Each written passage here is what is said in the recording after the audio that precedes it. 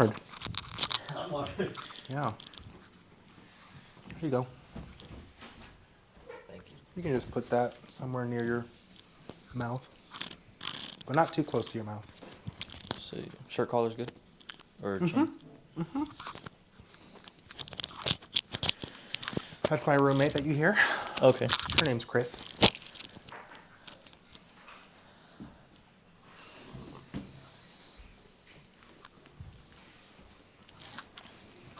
I'm gonna make an adjustment.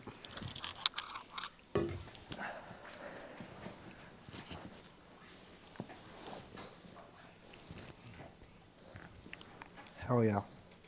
There we go. Cool. And Can I get you anything? I'm good right now. Yeah? I brought some water, so I'm all Okay. set. You're hydrated. I'm hydrated. I have I'm ready. coffee. I'm okay. I'm okay. It's a bit late for coffee. Yeah, I'm not much of a coffee person anyway. No? No.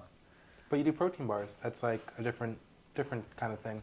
That's true. Yeah. Yeah. I'm more of like a matcha tea person. Yeah? Yeah. That's caffeine. Yeah. Yeah. Okay. I love caffeine, though. Just not coffee. Yeah. I get it. Not for everyone. I only started drinking coffee. Well, I got into like nutrition in a big way 3 years ago during COVID. Okay.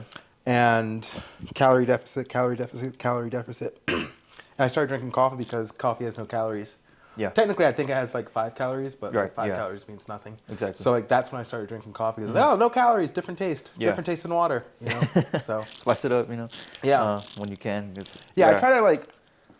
I mean, there's hacks that like I'm not even proud of when it comes to losing weight and maintaining a calorie deficit. Like I got hooked on coffee in the past 3 years, and I got hooked on Diet Coke within the past 3 years. Oh, because really? Diet Coke has no calories, you know? Yeah. So it's like, oh, I want something flavorful. I want something in my mouth other than water. So I'll drink a Diet Coke. And I'm not proud of it because I don't know what the fuck I'm drinking. I have no idea what I'm drinking. Right. Yeah. Yeah. So, you know, there's that. But Yeah, it's like I got into it too because my dad's a nurse, so he always gave me like a lot of advice, like nutritional advice that he got like, you know, just getting through nursing, and I always felt like a little weird, just obeying. So, so I was like, I want to know, and then like I want to know like how does this work, and also I just liked like kinesiology, so I got into that stuff too. And when you learn about like the body, the way it works, you also think about what do you put into it. And you start being a little more like mindful of, well, it has to work in alignment with what you do with it, otherwise you're gonna mess it up. You know, so I started investigating like there's a lot of stuff like that, and then yeah, like that ties into fitness a lot because it's helpful. yeah. Yeah, but like with like yeah, exactly like coffee. Like it also on top of that, the caffeine like increases your metabolism, so you're burning more calories without doing any more physical activity, just because your heart is going at a faster rate. Yeah. No, there's a lot of, my understanding, my limited understanding on coffee or caffeine in general is that because I think it does qualify as a drug, but of the drugs out there, such as caffeine, alcohol, marijuana, yada, yada, yada, then like caffeine ranks in like the positive. It does positive things for your body. Yeah, absolutely. Yeah. Granted, you can still become addicted to it. Yeah. So, you know, yeah, it's a that's why it's stimulant. drug. Yeah, exactly. It's a stimulant. Anyway, Oh, how you doing? doing good. I'm doing good. I was having a good day today. Yeah? You know, It's beautiful out, man. it is. Yeah. Yeah, the weather's been nice. Yeah, I think after we wrap on this, I'm gonna go outside. I didn't get my cardio, so I need to go outside and go for a walk.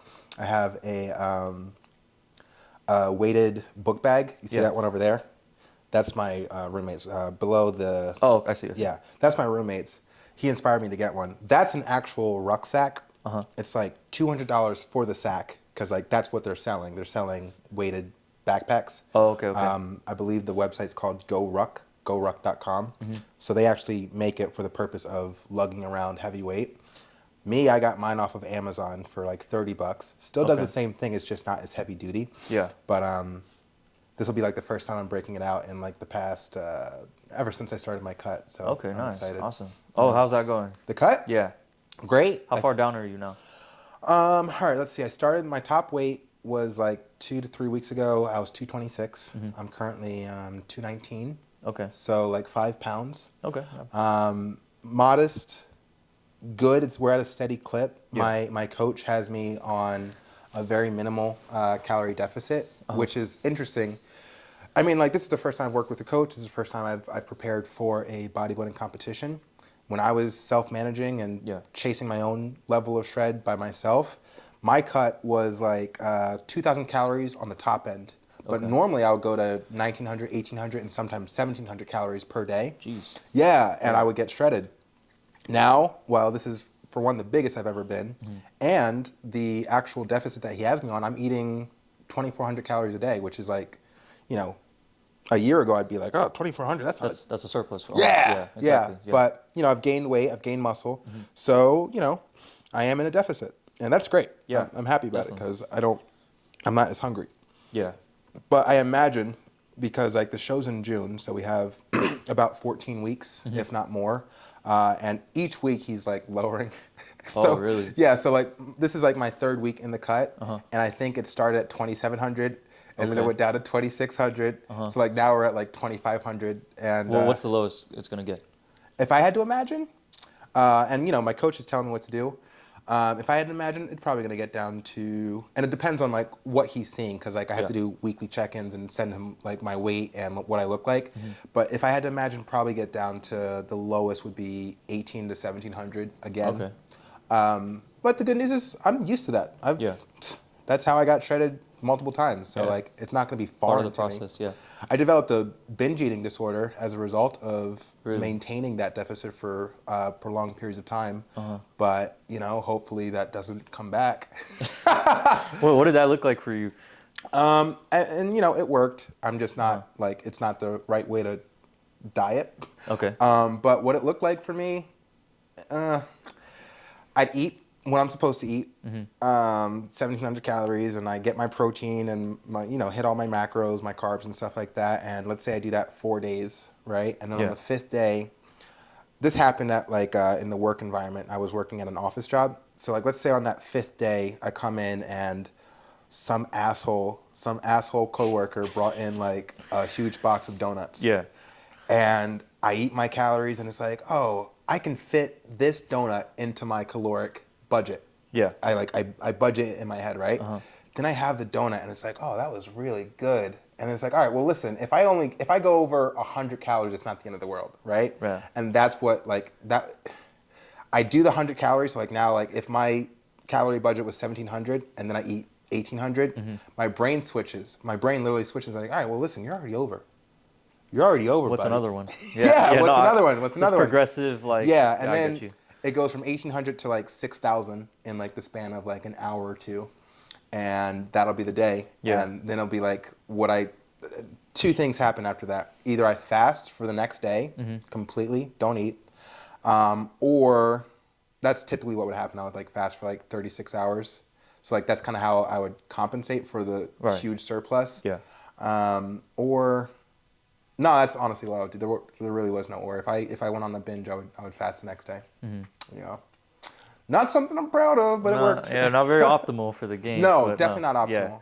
Because there's no evidence of. I mean, not to get into like scientific evidence, but like there's nothing that suggests fasting for 36 or 48 hours, which is something that I did quite often. There's nothing that suggests that you will retain or grow muscle from fasting. Nothing. Yet I was doing that all the time. Well, what I have seen about fasting, because there was something I was trying. I had heard some health benefits, and mainly they were hormone benefits more than like actually anything. Autophagy and stuff like that. Yeah, like testosterone increases, growth hormone increases, which could be beneficial, but like those are things that are going to go back to baseline normal once you stop fasting. And it's like you could have the highest testosterone if you have no calories in your body, you're not gaining anything. But it is helpful, I would say, in the sense that it's like having those higher hormone levels, like what it does to your brain, like brain optimism, like for me, like cognitive function, that helped me a lot. But so you like, fast? Yeah, I do fast. I don't eat until typically like after 3 p.m. Okay. I don't ever eat breakfast. Okay. So intermittent fasting.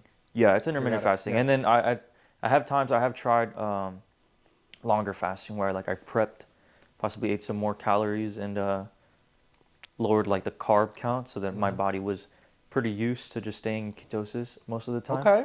And I think the most I've ever done was 65 hours, which wasn't too bad. And I was aiming for 72, but I remember I was walking through like Sam's Club, shopping, like getting ready to like finish and cook food for to finish my fast like the next day to start eating. I was getting food, and I was like, free samples of Reese's, my favorite, and I just popped it in my mouth, and I'm halfway chewing it, and I'm like, oh my god.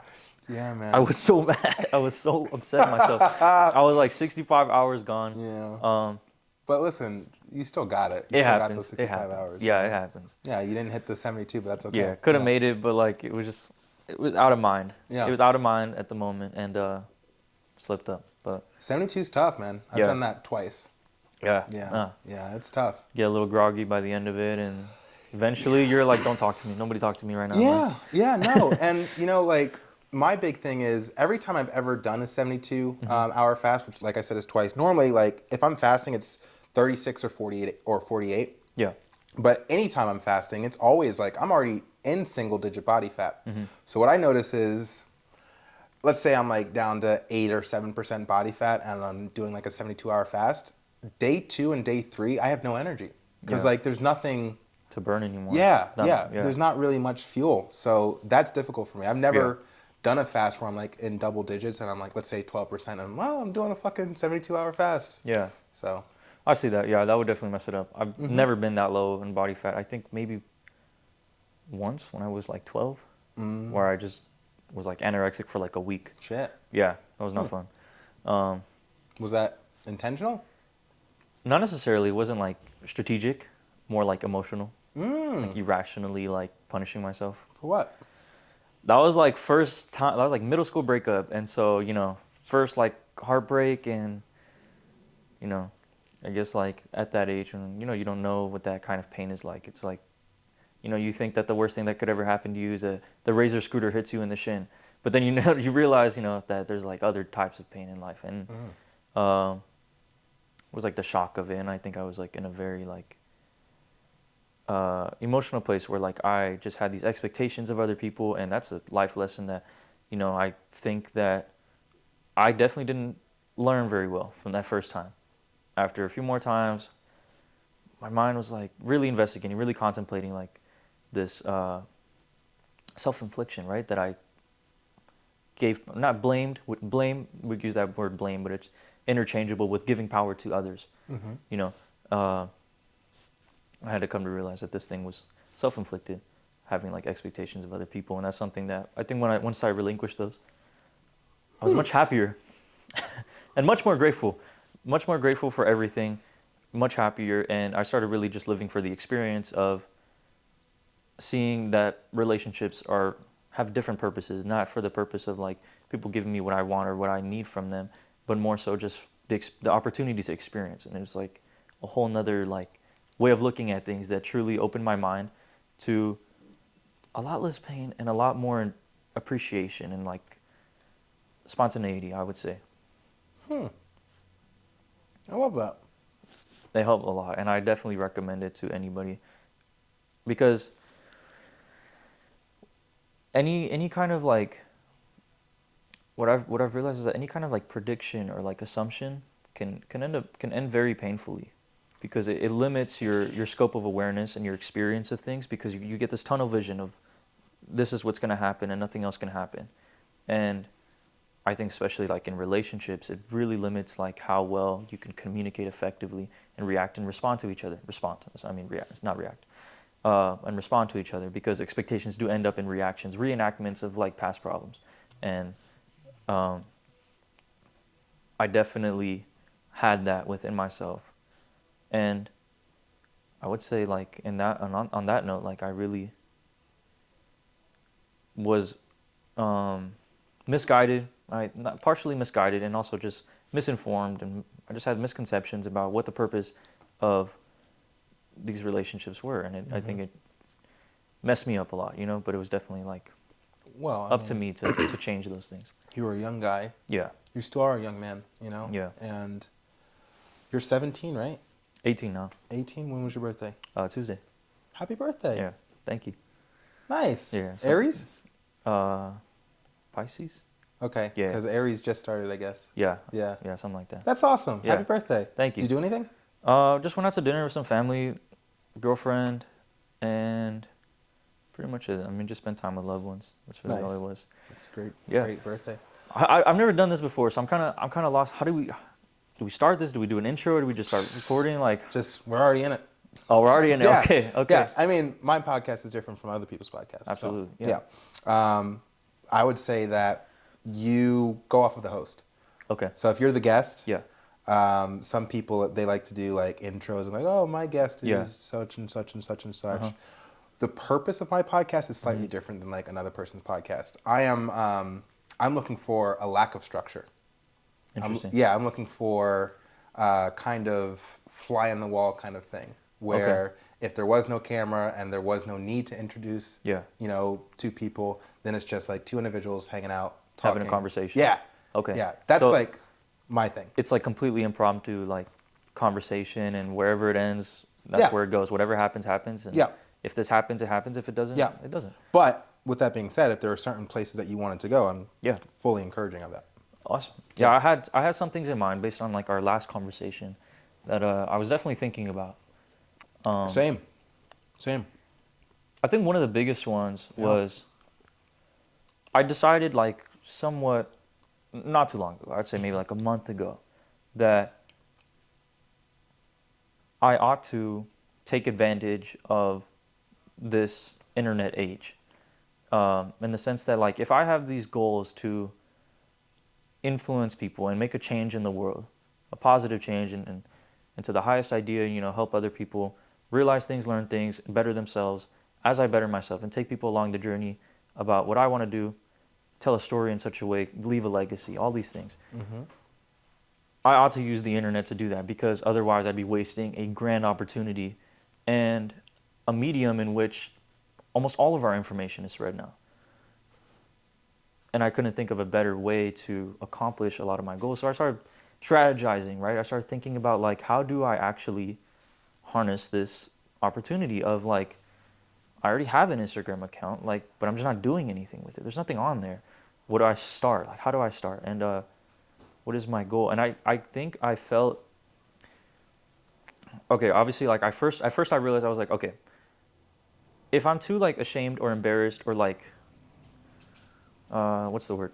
Insecure to post what I feel like posting, then I'll never get anywhere. Like if I don't actually post anything, if I'm just waiting till I have the perfect clip, the perfect video, edit, whatever, I'll never post anything, because I'll never feel like it's perfect, and I'll never progress to anything near perfection or satisfactory unless I start trying and I start getting some feedback from everybody out there. Yeah. Exactly. So, but then I think I started to drift too far to like, okay, what hashtags work? What is the algorithm? Like, what do people want to see of me?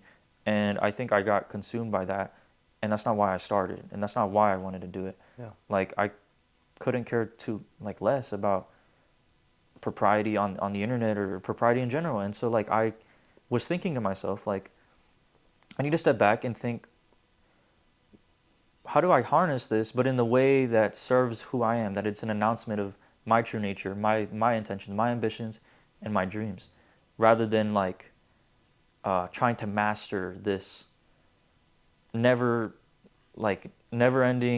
cycle of just trying to go viral as much as possible, and conforming to whatever that means. So I want to ask you, like, in the pursuit of like getting your name out there, in the pursuit of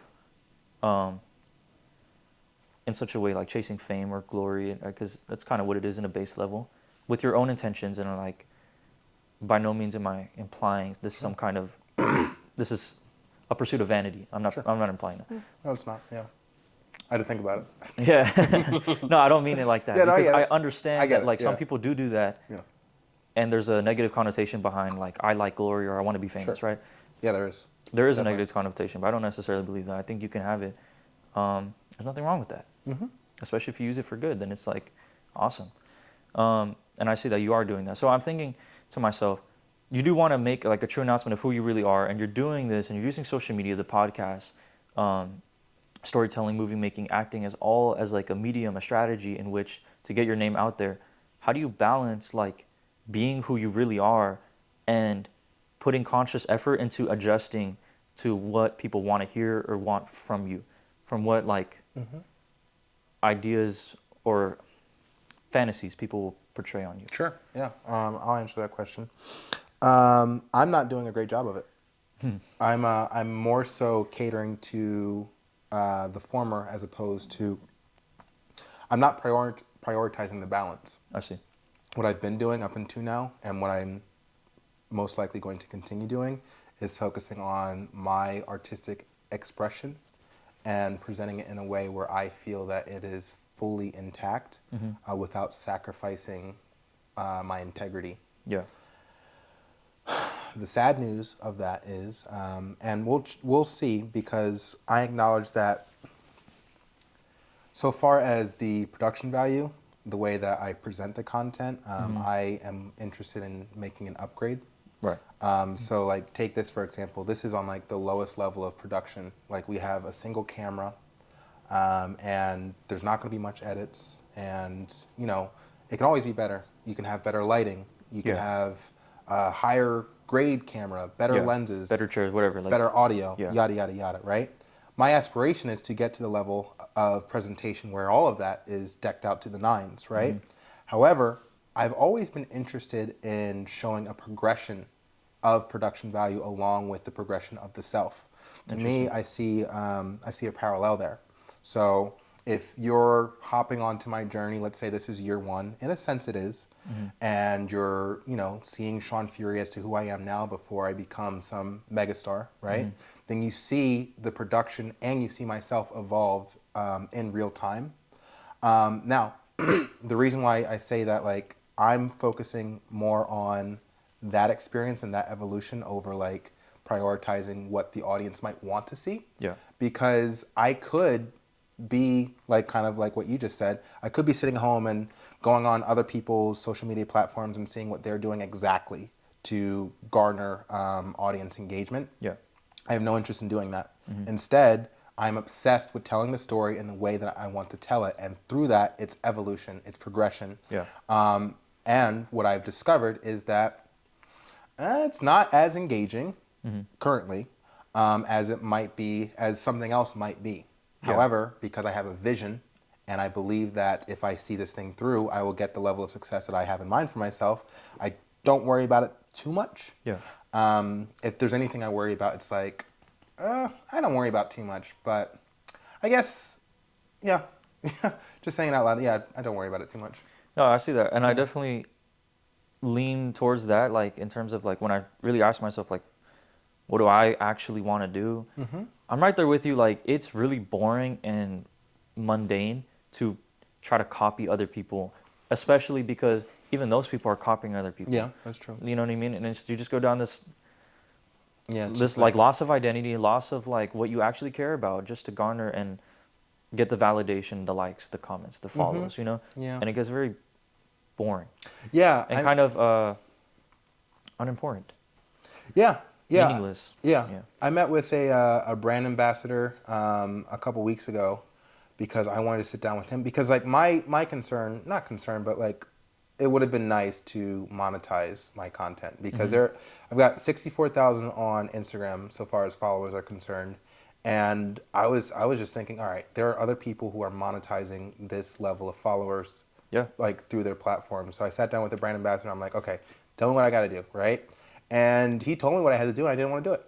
Just simple as that. Like he showed me, like, because you know he's working with other people, and he showed me some guy who within 2 years he went from 10,000 to 250,000 just from like doing a very simple formula where he's posting the same thing. Monday he posts this, Tuesday he posts that, Wednesday he posts that, yada yada yada, and it's very consistent. It's very structured. Yeah. And you know, I just don't want to. Yeah. I don't want to. I don't have that desire. I am far too artistic to kind of like play within the parameters as to what an audience is looking for. Yeah, and what content and what storytelling should look like. Exactly. What media is, and media is a form of art, and to kind of like put parameters, restrictions, and routine into that. Yeah. Like especially with the vision that you're trying to do. Like when you're trying to do, I forgot. I think it was Alex Ramosi who said something like this. He said like I think I started a company or some kind of program. I don't even know what it was. I think it might have just been a saying. But he says, we don't care about the one of one. We don't want you to be, the only person that's like you. We want you to do one of zero. Be one of somebody or something. Do something that nobody has ever done. Something that people didn't think was possible. And I think when you're trying to do that, trying to follow within these parameters, it's very logical. It's just very it doesn't seem, conducive to unique results. One of zero results, something that people have never done. Yeah. Yeah. The thing that I'm actually currently struggling with this past week is, I'm going to try my best to articulate it. All right, so you have a firm grasp on what it is that I'm trying to do. In fact, I'll start with that. Could you interpret or articulate, because you seem to understand it, but I would love to hear it in your words. Absolutely. Absolutely. Sorry. I don't know if you're from this world, Sean. I don't know. Honestly, you're so different that it shocks me. Your level of imagination is to an extent that it inspired me to think bigger. Oh, good. I like thinking big. And to preface, I mean this humbly, people have told me man, you think big, you dream big, you have all of these goals, and you're not afraid to tell people that or you're not afraid to dream and actually chase them. Disregarding probability, disregarding the odds being in your favor. Oh yeah. And I'm like, thank you. But then I met Sean, and I was like, whoa, this guy really knows what he wants to do, and he wants to do something absolutely bonkers. Absolutely never done before, something crazy, and I absolutely love it because the way I look at it is fundamentally you have, I think we discussed this before, you have a goal, but the goal only serves to serve a purpose. The goal implies the manifestation, the experience of what you are seeking to experience, your purpose in life. You create a goal and an objective, which perhaps, like you said, becoming the apex of all alphas, right? Like you say, having the best natural bodybuilding physique, and being the best, athlete, and that's a goal. But that goal doesn't mean anything without the purpose. If you were seeking to experience being a superhuman, to raise the consciousness, if you were seeking to experience and allow and create, facilitate human evolution, that's the purpose. And I see that that's what you're doing. The way I would describe it is you are facilitating not only a evolution in human, physique, bodybuilding, nutrition, the trinity of mind, body, and spirit, but really consciousness. And that's what I see is the most important thing about what you're doing, and that's what I like the most, because people, as a human race, in a lot of ways, we're very technologically advanced, but in many ways, we're also very primitive consciously, in the way that we treat other people, in the way that we think about life, in the way that we set up belief systems and illusions that cause us suffering and harm to one another. And the way that I would describe what you're doing is that you are actually seeking to raise the collective consciousness, not just your own. Many spiritual teachers go out to, meditate in a cave for 30 years, but how many people can you influence like that? How much of society can you elevate sitting in a cave by yourself? That sounds like a nice existence because nobody's hurting you and you're just there with your thoughts. But Sean's putting himself out there in front of everybody and talking to people, interacting. And to me, that's a wonderful form of love. It's a wonderful expression of who you are and, the highest level of what humans can really evolve to. Yes. Thank you. All right. Definitely great. Fantastic. Very well said. I'm so glad that you were able to articulate that. Yeah, you hit it right on the head. All right. So the concern that I'm having this past week is, I listen to a lot of music, a lot of hip hop, a lot of rap, amongst other genres. And I always look at okay, so you take conscious rap, right? Okay. And conscious rap has its own kind of demographic, but is not necessarily considered mainstream. Mm-hmm. If anything, Kendrick Lamar is probably the most mainstream conscious rapper. However, everyone else is kind of falls by the wayside. We don't really think of conscious rap as I see. Yeah, the thing to do. But, and this is kind of the issue that I'm having, conscious rap is still a product, music. It's presented in the form of music, and people consume it, right? Mm-hmm. The thing that I've been asking myself is, what is the product in which the message is being served? And, when I simplify it, it's it's a story. Yeah. I'm selling a story. However, I don't have a TV show yet. I'm obviously aiming for that. Like that's what I'm working towards. But right now, between now and I get a green light and people are consuming the television show, what's the actual product that this message is being received through? You mean like product as in like something monetizable? Like you Something, can, not even, I guess we could go with monetize, but yeah. how are they consuming this message? Okay. How is my audience consuming the message? And it could just be story. My concern, and the reason I'm bringing it up, is that right now, at this current stage in time, it feels almost too abstract. Whereas, how do you like you understand it, but you're a minority. You know, like you're one of the few. You're in the small percentage of people that actually understands exactly what I. And I'm really impressed that you're able to articulate it. That's really cool. Yeah. And it makes me excited for like, okay, if you get it, that means other people can get it. They have the potential to. But how do we like, you know what I'm saying? How do we allow that, right? I think there's two things to connect here. First, it's like dreams to reality, right? That will obviously always help people to understand who you are, why you're doing this. And the second thing is exactly that. Like you said, like the product is the what you're giving people, the media. Yeah. But the why Yeah. is like, how do we, so like, that's the thing is like, I know what you're doing. I know what you're trying to accomplish. But the minority part of my understanding of you is the why. Like, what is the purpose and why is that important to you? You know what I mean? Why is what you're doing actually important to not only yourself, but other people? Yeah. And I think that if there's anything I've learned in sales, it's that nobody cares about what's actually important to you. People only care about what's important to them. So how do we get Sean Fury to articulate through his media what makes your message, your bodybuilding journey important to other people? Where's the value for them? And so I think that's where I'm at. That's where your answer lies. In some other words. Yeah, and I haven't figured it out yet. Like one of my favorite artists, and I know it's kind of like not the best thing to say publicly. Granted, in certain areas, I'll fucking say it when I'm huge. But one of my biggest inspirations so far, is creative-wise, is Kanye West. Love that guy. Yeah. Specifically with his music. Yeah, some of the stuff that he says in interviews is like kind of left field. But how he expresses himself artistically, I'm a big fan of. Absolutely. And again, it goes back to, okay, he likes to hop on the microphone and say that he's a god and he's a genius and yada, yada, yada, which I completely respect and support. Yeah. The only problem is that, again, it goes back to it's music. You can consume it. Yeah. I ask myself the question, is my pursuit just for like this, you know, baseline, the pursuit of the ultimate physical presentation of what a human could look like, right? Yeah. Peak form. Is that pursuit consumable? Interesting. Yeah, I see what you mean. I'm asking you, is it? I believe so, because like music, like books, like TV shows, movies, all of these things are like part of what we consume. And I think in the way that you're moving, not only is it consumable, but it's actually advantageous, because we're going on a route, I think, like collectively, where we're really going away from anything that like takes time or effort to contemplate. And I think you put it on a nice platter where it's like, look, this is who I am, this is what I'm doing, and it's real simple and honest, and authenticity will never die in the sense of how attractive, how seductive it is.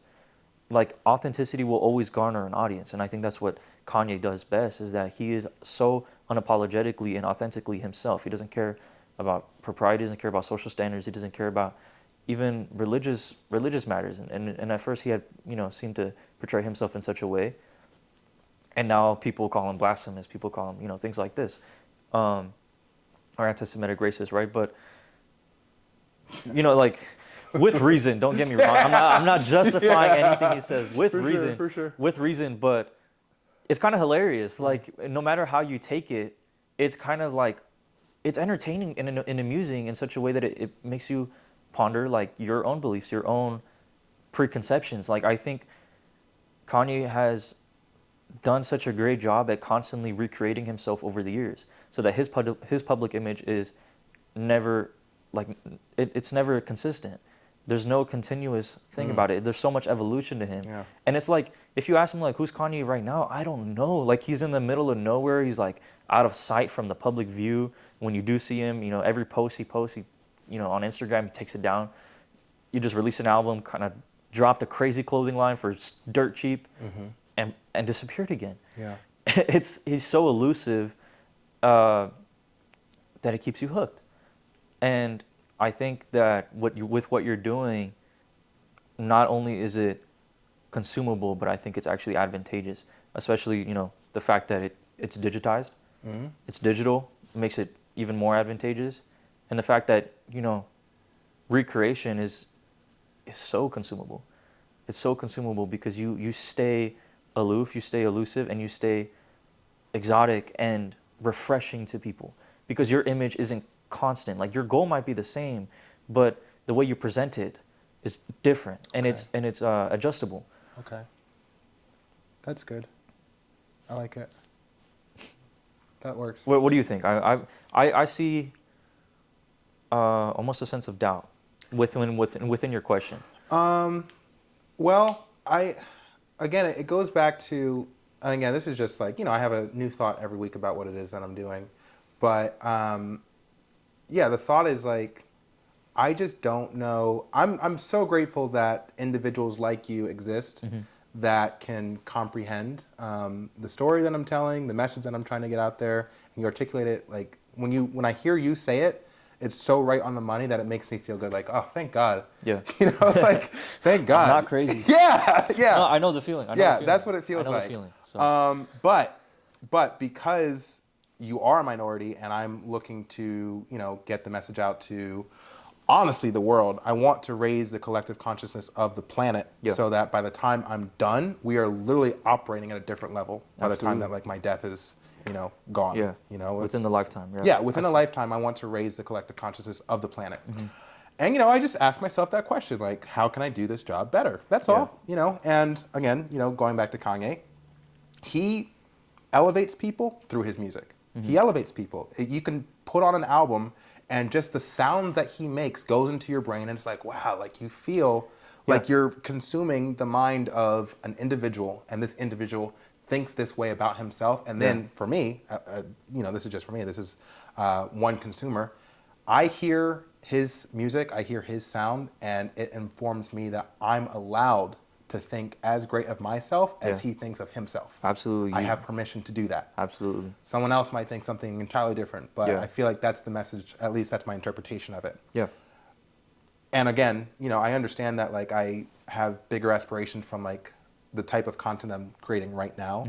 But right now I ask myself like, is the content that I'm making, are you able to consume it? And I guess, the answer is yes. It's just, there's always better ways to do something. So. Yeah, and I would say like, I remember meeting you back in January at the anniversary, and we didn't get into anything personal, but I remember like you actually came up on my Instagram feed. I don't even think I had like your Instagram or anything. You just popped up, which is funny how that works. Yeah. But I remember seeing your stuff and I remember recognizing you, and I was like, oh, I remember that guy. And then I remember like thinking, I was like, wait, what was my interaction like? Like I remember just talking to him, asking like if he knew anybody that I could talk to about this, about my business, but like, what does Sean Fury do? Like at first I thought you worked there because you had like the Zoo Culture shirt, and I was like, oh, like maybe he's an athlete or like he just, I don't know, helps behind it. I don't know. Like I don't know who this man is. So I started looking through your content just out of curiosity, and to be honest with you, the more content I watched, the more confused I was about who you were and what you were trying to do. And I think for a lot of people that might be very like, okay, I don't care enough. Like, bye. Next person, I'm gonna go watch the next video, scroll. For me, I was like, what is he trying to do? Like, this guy seems awfully intelligent to not be clear or well spoken. Like he's so articulate, but I'm not receiving it. Like I'm not. What is he doing? Like he's so articulate in the way that he speaks in every single word. He's very intentional, well spoken, and smart. He seems strategic. He's fit. He's definitely like socially intelligent. He navigates his way through a conversation very well. What am I missing?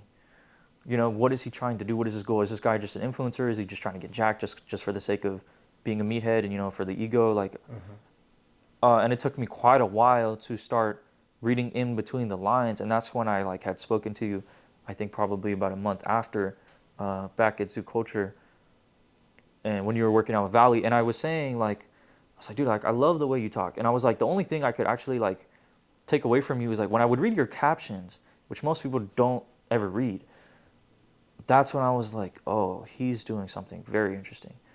He's trying to do a lot more than just be like a influencer in the conventional way of, yeah, I make funny Instagram videos based on the gym. You know what I mean? And I was like, okay, now I'm very interested, invested in what Sean might be doing. But I think I would say that it wasn't very, like I'm making an analogy to like a sales funnel. Yeah. Oh, yeah. Yeah. Like being in sales. You catch a lot of people in the funnel, and then you try to bring them down little by little through the process of qualifying, asking questions, seeing if they're actually interested, handling objections and obstacles and all of these things until you make the offer, until you close the sale. And you closed me, Sean, as a person who's actually invested not only in belief, but actually genuinely within faith to know that I like what you're doing and I believe in you and I know that you're going to accomplish what you're setting out to accomplish. And I also am very invested in the way that you think, in the sense that like I see you as a mentor, as in our relationship. For me, I'm seeking to experience a lot of things in the sense that we think similarly and we have perhaps not the same ambitions, but our ambitions are much greater than anybody else I know. And so that to me sold me. You sold me. It just took a long time. It like the sales funnel was like a maze more than it was like a funnel. And that's what I would say is like could be refined. Yes. Perhaps like, through the content, what you're saying through the content. But that's like within my personal experience of meeting you, even though our first interaction had nothing to do with what you're doing, like going through your Instagram page and then meeting you a couple more times, that's when I was like, oh, okay, I like this guy, and I just didn't know like what you were doing at first. But now that I do, like I believe in you. And so I think that's what it comes down to. And that's the problem I had within my product. It's like, if I just told people very like with the little hints of like, if I try to summarize who I am and what I'm doing, my intentions with my business, nobody's going to get it. And I think that's what's kind of difficult. It's like you have to get this grand dream, put it in a package in like a fun sized little bar and sell it to people so that they can like you. Little Snickers. Yeah, like a little Snickers bar. Yeah. Like how do you encapsulate like trying to raise the collective consciousness of the planet in a fun sized bar? It's like, can't say it. It's a difficult task. Yeah. You could say, hey, I'm trying to do this, and people are gonna be like, what the fuck are you talking about? Like, what are you talking about? Like, who are you? Yeah. And there's this kind of the skepticism. I would say that one of the biggest things that allowed me to be open-minded to know and accept your ideas and be invested in your ambitions was I made no judgments about you. However, should I have made judgments about you, I probably would have moved on to the next person very quickly. But instead, like I heard this saying, and I really like it, and I really live by it, and I try to tell people this too because I think it's very awakening. But you could say that most people go through life not thinking about things, but judging things. They say, that agrees with me, that's like me, that's not like me, good, bad, move on. You know what I mean? It's so much more mindless. It's like, it makes life very easy, but it also closes you to so many experiences, so much learning, so much growth to judge things. If you judge that somebody's different than you, then you'll never change your belief system. And truly what it is, it stems from fear, because you're sheltering your self-image and you're sheltering your idea of right and wrong from that of others, and it prevents you from growing. So I think that's the kind of learning curve, not for you, but for other people. How do we get other people, first of all, to not judge Sean Fury and not judge others within their lives, to just scroll to the next person, right, and actually think about what you're doing? Yeah. I think that's when, like, if you can get that to happen, or when we get that to happen, everything else becomes much easier. And there's actually, like Robert Greene says in The Art of Seduction, like, you cannot seduce a person who has no patience for a mystery. You are mysterious and elusive in the sense that what you're trying to do is very unique and different to what other people are trying to do. trying to figure you out and put you in like a fun-sized little Snickers bar into what your goals are, it doesn't do you justice. It doesn't, do the complexity of your character, the complexity of your story and of your journey. It doesn't do that justice. And a lot of people just don't have the patience, the attention span to try to solve the mystery, follow you along, accept your contradictions and the dichotomy of your character, the good and the bad, the curious, but also the knowing part of you. And if people don't have the patience for that, then they're not going to be very invested in it. You know what I mean? But if we could get if we could remove the judgment, I would say, and get people to think consciously about what it is that you're doing, why it's important for them, and don't put it on because it is hard. Like I said, to put it on a silver platter. Hey, consciousness is important for you. Most people have never heard that before. But what is consciousness? Yeah. Most people don't even know. Yeah. So that's what I think the learning curve for the rest of society when it comes to getting you out there. So my idea, wow, shit. Wow. I hope that helps. Yeah. So I've always thought that the solution to this problem is it's got to be about the presentation. It's got to be about the presentation because the message doesn't change. We all know, I mean, when I say we, you and I, we know what the message is. So it's got to be presented in subtext. Right. And what we're actually seeing so far as surface level has got to be beautiful. Right. Hence why the ultimate physique, beautiful. We got to make a physique that's beautiful. What else needs to be beautiful? The actual quality of the content, which is color grading, everything like that. Yeah, upgrading everything. Yeah. And it's like, wow, beautiful, like fucking stimulation. Yeah. Sight, sounds, feelings. How does this make me feel? Yeah. Right? That's what I want to use to hook people. And then the individuals like yourself, that's when they start reading in between the lines. Yeah. Because I've already hooked you with the presentation, the Right. quality of the presentation. And now it's like, wait, what is this guy? Then the questions start matriculating. Right. Yeah. I think the way that I would compare Kanye's success to what, tie that back into what you're trying to accomplish when it comes to, getting people hooked, interested at first, and then eventually, attached. And actually getting, their energy to invest in you and, they're thinking about what you're doing and it's imprinted in their subconscious in such a way that things start aligning and moving within the universe. Yes. And that's how What's interesting about Kanye is that when you listen to his music, not only are you like, well, this guy's pretty cool, he raps nice, he has, the production, the quality of the sound of the actual, the production quality of it is amazing. And I think what's so unique about Kanye is it makes you feel, I can't think of a single song that the first time I listened to it, I didn't feel conflicted. Conflicted in the sense that I was like, well, do I agree with this guy or not? I like him. He has this charisma. And he's speaking oftentimes a lot of social truths about, injustices and things that he doesn't like, pointing out his opinions about society, things that he didn't like about himself in the past. But also he's evolved in such a way that deviates from what people would feel comfortable expressing publicly, in the sense that people call him narcissist, or he thinks he's God, he must be bipolar, he must be this and this and that. We got to diagnose him with something because he's insane. He's crazy. There's this, he's so relatable. This is what makes me feel conflicted, is that when I listen to him, I feel like he's very relatable and he talks about things that everybody can digest very easily, but then he kind of shows his transformation in such a way that he's accomplished something and become a person that is so different and evolve from what we believe is possible. I think that's exactly where you're headed, because truthfully, when I hear about some of the things that you've been through, experience that most people would call tribulations and suffering, those seasons of loneliness, fear, and like you were talking about, homelessness, poverty, all of this stuff makes you feel very relatable, in the sense that everybody can digest and imagine or think of a different story that they've already read or watched, in which the hero goes through these problems and these tribulations before he's experiencing his massive success. Now the problem is that when we watch Spider-Man and all of this stuff and all of these other very popular heroes, we relate to the heroes even when they're successful. They're like, yeah, when I'm successful, that's what I'm going to do. But that's kind of it's very idealistic, in the sense that we believe that this hero is just a complete projection of our fantasies. But what's different about Kanye is that he's become a hero in his own story. He's become the protagonist, the evolved person in his own story from coming, from starting from the bottom and now where he's at, except that he's not relatable now in the sense that like he's so different, so unique, so unconventional that that's what makes him captivating, makes you feel conflicted because it makes you think, okay, after I go through these tribulations, am I still going to be really who I was?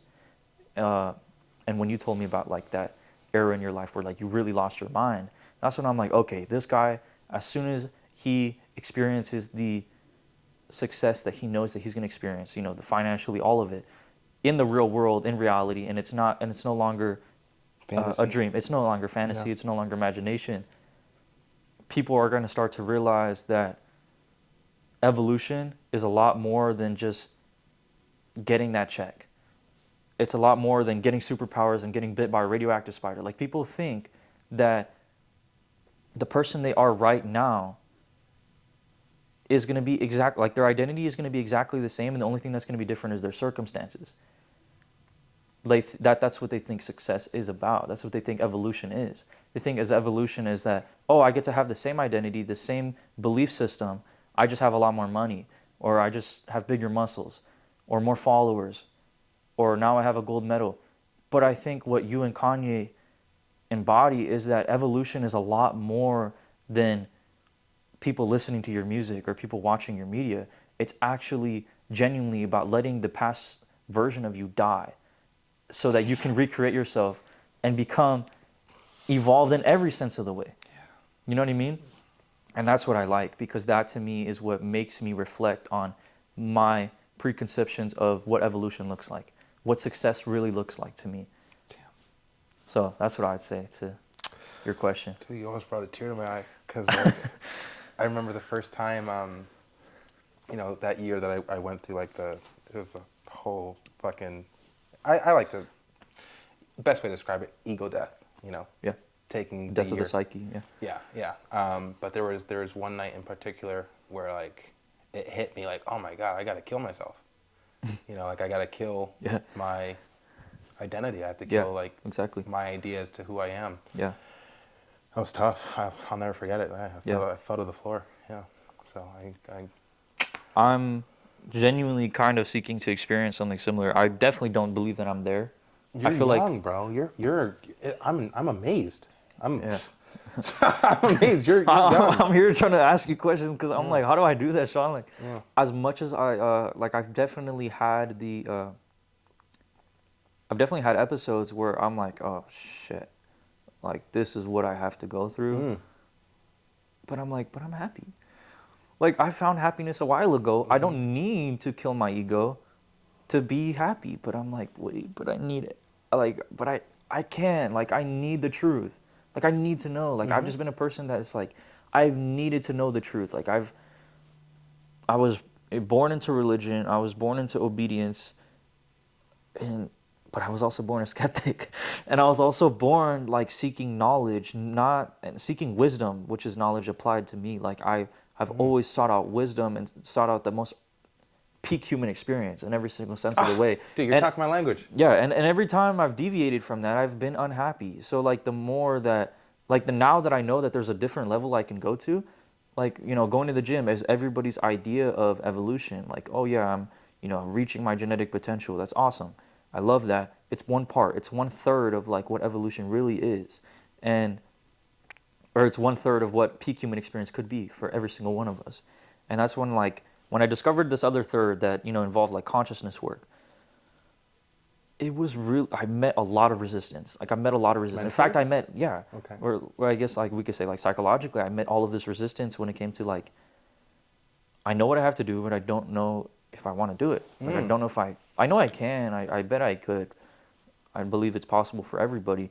I just don't know if I actually want to. Like this sounds like so much work of like trying to rip apart all of my beliefs and all of the illusions away that I have of reality, of my identity, my self-images, and really come to this idea that I'm not separate from anyone or anything. And although I've made significant progress, this really only started for me like in the sense of like I would say 90% of my progress throughout my lifetime has been happened and probably in the past 2 months when it comes to like getting closer to the truth. Because it's very exponential, this growth of like realization, starting to get these links and communications with God. that have completely altered my life. I'm definitely not at the end, um, which is relieving. That's actually exciting. But I've definitely had episodes where I'm like, this sucks. Like, I don't want to do this. This is so painful because it literally spells the death of me. It spells the death of everything I've ever known, loved, appreciated, and thought was true. Like, it hurts your pride and it hurts your ego to say, you know what, I was wrong. But not about like, when we think about like apologies and we think about like admitting to somebody that you love, hey, I made a mistake, I was wrong. Like, you have to swallow your pride to say that, but you're saying that about like one action that you did. Saying that you want to kill your ego is saying that I am literally wrong about every single thought that I've ever had. All 10,000 that I've had every single day or more, I was wrong about all of them. And every single thing that I've ever touched and interacted with, like all of my beliefs, all of my emotions have been self-inflicted like suffering. And to kind of swallow that and say, you know what, I was wrong about all these things is extremely painful. It's like apologizing 1,000,000,000 times to yourself and to all of the people that you have affected or judged, misjudged, and hurt. And it's like, it's extremely uncomfortable, but I realize that it's kind of the only way. And I'm like, I think I made a commitment to genuinely seek peak experience. And I think I'm now living a life where I'm always asking myself, what would love do now? Like, if I am a small piece of consciousness, of God's consciousness, if I want Christ consciousness, I want to experience the same level of enlightenment, of knowingness, of wisdom that these people have experienced, knowing that I am made in the image of God. Which in my definition, God is pure love and unconditional love. How can I act that out? How can I resonate in that frequency with all of my actions, thoughts, and emotions? And to me, that's the fun part. To me, that's the gratifying part. It's like understanding how much control I actually have over myself and over my events. And when I don't have control over myself, I have control of my judgment of things. If I don't have control of my circumstances, I have control of how they affect me. You know? And so I'm seeking to learn that from you, really, in a lot of ways, because to me that's extremely powerful. And there's this man, he was an enlightened martial artist, and I really look up to him. And he has a small foundation where he does like retreats. He does consciousness work in people. He wrote many books, best-selling books about consciousness and the true reality of the universe and mastery and things like that. And his name, I think, is Peter Ralston. Okay. Peter Ralston.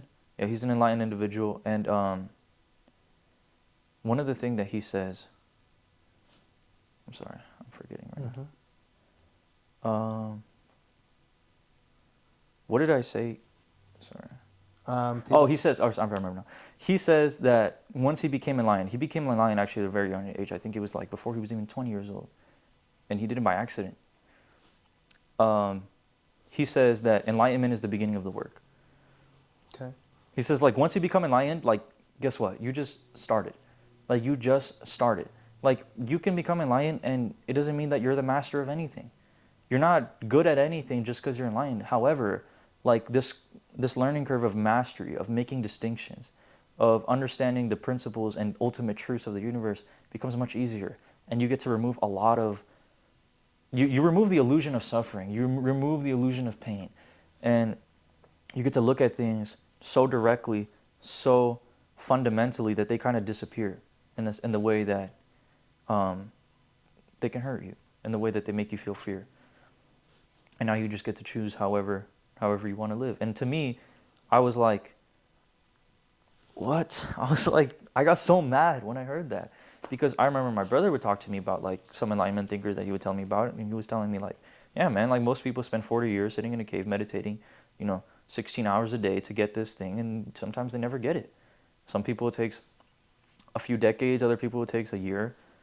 And I'm like, so you're telling me that people spend their whole life trying to achieve this state of consciousness, and this other guy who achieved it says, yeah, once you get there, you just started. Yeah. And I'm like, Yeah. so what's the point? Like, Yeah. I don't know. It just made me like, Yeah, it made me kind of like Yeah. like What the annoyed. hell? I was Yeah. like, so what's the gratification of it? Like, what is the benefit? Like, if put the pros and cons list on me, you know what I mean? Like, give it to me like that. But it's just like, that's how I think about everything, or used to. Yeah. But I had to relinquish that because I understood that, like, peak human experience isn't about pros and cons. It's not about circumstances, honestly. Like, it's just about experiencing everything for what it is fundamentally. And that's a hard pill to swallow. Yeah. So when you told me that, I was very interested in hearing about like what that was like. You know what I mean? Like how did that make you feel, like emotionally, and what did you ask yourself really? Like what was that, not only the experience, but how did you get there? Yeah, man. Yeah. So it took me a year. Hmm. Um, I don't know if I told you this, but so, I've always wanted to be my dream career, let's say. My dream career has always been a movie star. That's the gift I want to give myself by the time I'm done. Yeah. I want to like, hey, Sean, you did the job. Hmm. Now go be a movie star. Like that's when I'm a movie star, that's when I know it's like, okay, you're done. Yeah. You could just ride off into the sunset and just that be your life. Yeah. So came out to LA with the dream of becoming a movie star. And the first day I get there, it was like a culture shock. I'm Hmm. from a very small town in New Jersey, and I just got hit with like, I moved into this house with like 16 dudes in there, bunk beds Jeez. along the wall. Yeah. There was like a homeless person walking in and out. I remember the first person I saw that was standing outside of the house, this old looking Russian man with like, he was bald, scar across his face, fucking just looked grizzled. Yeah. And like his eye, like he had like there was no iris. He was just like white. Oh, like blind. He's blind. Yeah, Okay. one eye was just like fucking white, right? Yeah. So like looked like a fucking Bond villain, right? So I was like the first person I saw outside of the house, right? Yeah. I walk in, there were these black guys that were my age. I agreed to smoking weed with them, and I don't get paranoid from weed, but because of this environment, Yeah. I started fucking panicking, Yeah. right? They start laughing like, "Oh my god, you knew, I could tell. Like the way you talk is funny." All of a sudden, I'm thinking like, "Oh my god, they're gonna fucking rob me." Like Yeah. I'm fucking panicking, right? Yeah. So I Okay. get the fuck out of there. I bring my shit. I go to a hotel. The hotel was even worse. The fucking disgusting. I felt like everywhere you look was roaches. Even in the hallways leading up to that hotel room, there was this one guy who looked like he was fucking cracked out on Yeah. either crack or meth. He had these fucking crazy eyes that looked like he was ready to shank you at any moment. Wow. So like my first experience of Los Angeles was terrifying for me. The way that I perceived it was terrifying, right? Yeah. So long story short, my mother bought me a plane ticket back the next day because it's like I can't do it. I just didn't, I didn't have the stones. I was panicking. I was 22, came back, and I felt like I was defeated because, I felt like I'm going over to LA to conquer my dreams. I've always wanted to be a movie star. Yeah. And, now I'm doing it. And then 24 hours later, I'm back in Jersey feeling Yeah. like a failure, right? So I took that year of that moment, I was like, okay, we're going to figure this out. And I knew it wasn't a physical journey. I knew it was mental, right? Yeah. So the year that I spent before I came back to LA was a mental journey of like, okay, let's figure out how to become whoever I need to be in Yeah. order to pursue my dreams. Okay. So my experience was the conquering of fear. And through that pursuit, I experienced enlightenment. It didn't go in the direction, I didn't know it was going to turn out that way. Yeah. I really didn't. I Okay. just knew that I had to change something about myself. And I took that year to figure it out. And that was, so like, I'm trying to, yeah, it was for me, like I had to get over my fear. Cause like, wow. Wait, what was the question? Well, I mean, the question was like, Yeah. just very broad. It was like, well, what was that like for you? What did you feel? What was the experience? What okay. did you ask yourself? Yes. Okay. All right. So what did I ask myself? What was the experience and what was it like for me? There was a lot of sadness, a lot of sadness. I was alone the majority of the time. I felt I was very alone. My roommate, who he'll be here in probably 30 minutes-ish, if not sooner, he was really like my only friend that stuck with me through the whole thing. Everyone else kind of like turned their backs on me because I was definitely going through a thing. I was going through a spiritual and mental journey. I was doing a whole lot of meditating. I would meditate for hours at a time. my roommate, his name's Bert, we would hop on the phone and talk for 3 hours about existentialism. And one of the main topics, or like one of the main purposes of those conversations, was understanding, because I could see that there was an evolution occurring. Yeah. And I was trying to figure out how I would interact with people once this evolution was over. Interesting. All of a sudden I became aware of just how much power I had, just like not only physically, but like mentally and emotionally, spiritually, how much power I had, so far as affecting my environment and the people in my environment. You know, just like physically I could walk and knock this over, and that's one way to affect the environment. Or with you being another human being with a separate brain, I could change the way that you look at the world. Yeah. If like that was like an intention of mine, right? Right. And it's like, okay, well, these are powers. Genuinely. You have an Yeah. effect on your world. You have an Yeah. effect on your reality. And like, this is like, you know, with great power comes great responsibility. Like Yes. that whole Yeah. the hero's journey, Yeah. right? So that's what the year was. It was a hero's journey. It felt isolating because a lot of my friends, they thought I was crazy. And don't get me wrong, a lot of the behaviors that I was displaying, if you observed them, they looked crazy. It looked like I was fucking crazy. Like Examples? yeah. All right. Well, what really caught my eye pretty early on was, you know, I'm like going through like the YouTube rabbit hole. And this was the video that changed my life and really put me on the path, because first it was just like, how do I get more confidence? How do I not be afraid? I was like, how do I overcome my fear, right? Yeah. There was one YouTube video, it was late at night, and I don't know how I found it, but the YouTube video was like, the key to unlocking super intelligence. And I remember seeing that, I was like, okay, I want super intelligence. I feel like that'll help, right? So I click it. Yeah, I click it, and I'll never forget, the guy's name was Daniel Recknitzer. And, you know, don't get me wrong, this is like the message that I want to give out to the world. I just want to do it in a different way because, you know, Daniel Recknitzer did it his way. I want to do it my way. Yeah. But he said it pretty quickly. Like, you click the video, and like within like the first couple of minutes, he tells you like the key to unlocking super intelligence is self-belief. Believe in yourself, believe in your own capacity, believe in your own potential, and you will unlock your own super brain. Essentially, that's what he was saying. Yeah. I watched that video, I was like, I believe in myself. That's easy. That's easy. Like, you're telling me like the key to like fucking super intelligence is self-belief? I have that in spades, right? So I finished that video, and then all of a sudden, like, I got on this like whole tip about, okay, well, if the key to super intelligence is self-belief, how can I stretch it? And that's when the behaviors got a little crazy, where I started testing the extent of my super intelligence through the power of self-belief. And there were certain things that I tried to do that I wasn't successful at, such as photo reading. You know, so like, let's say I picked up that book right there off the copy table, flipped the pages, and told myself that I was memorizing each page, when in actuality I wasn't, you know.